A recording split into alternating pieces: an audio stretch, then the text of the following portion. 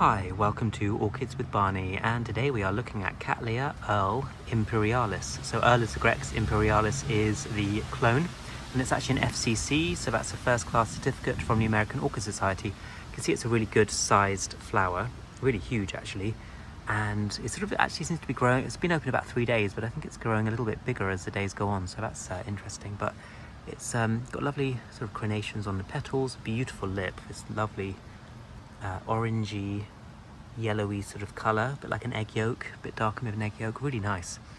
And the fragrance, which has started to develop now, is beautiful, really sweet floral, quite strong, especially in the mornings. Now it's just one flower on this division. I got it in sheath actually, so I can't take credit for flowering it. And you can see this next growth has got a sheath on it as well, so I need to stake that up really and get it into a better shape. You can see the roots starting to emerge, so that's good. Actually, I had to repot it when I got it because when it arrived in the mail, it was a bit traumatized. A lot of the mix had fallen off. And so I'm glad it's rooting into this new medium. Quite freely draining. I watered it this morning because it was quite dry. You can see the pseudobulb was a bit shriveled. I was actually away for a week, so this opened whilst I was away in the grow tent. Now it's mid-October. A little bit cold outside now for the orchids, so I've got them in a grow tent with grow lights, and it's so it opened up in there, which I think is partly why the flowers a nice size, because in the heat and humidity in the grow tent, I find flowers tend to grow a little bit bigger and there's not quite so much air movement as there is outside. I'm hoping there's another growth here which is going to develop as well.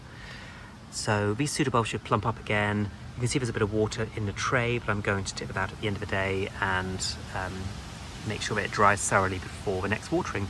But it's a really, really lovely plant. You can see why it's got the FCC, because it's got the quite wide, flat flower, huge, really massive flower, and I know they don't really consider fragrance particularly in awarding, but it does have award-winning fragrance by my nose.